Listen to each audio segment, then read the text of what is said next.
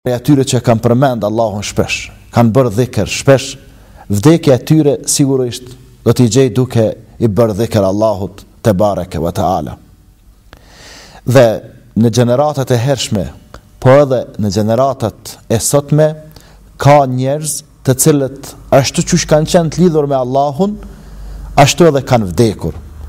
Dhe shembulli më i freskët është vdekja e një besimtari të vendit ton, të Kosovës, vitin që po e lëm pas, me kokë në sejdë, dhe atë në namazin e sabahut, dhe atë në xhami me xhamat.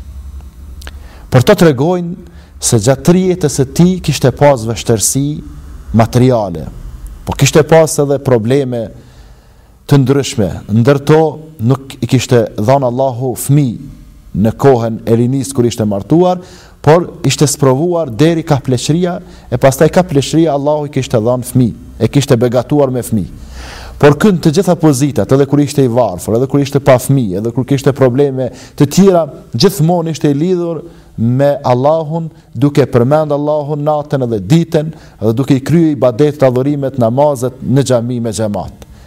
Dhe në vitin që po e lëm pas, si zakonisht zgjohet herët në mëngjes përgatitet del në xhami, fillojnë me fal namazin me imam në xhami, e kryejnë rekatin e parë, fillojnë me u ngrit xhamatin kam për rekatin e dytë, ai nuk ngritet fare, por qëndron me kokë në sejdë.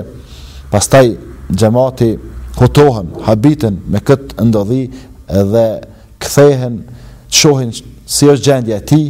Kur e shohin, ai veç e kishte dhënë shpirtin tek Allahu te bareke ve taala. E kishte dorëzuar shpirtin duke qenë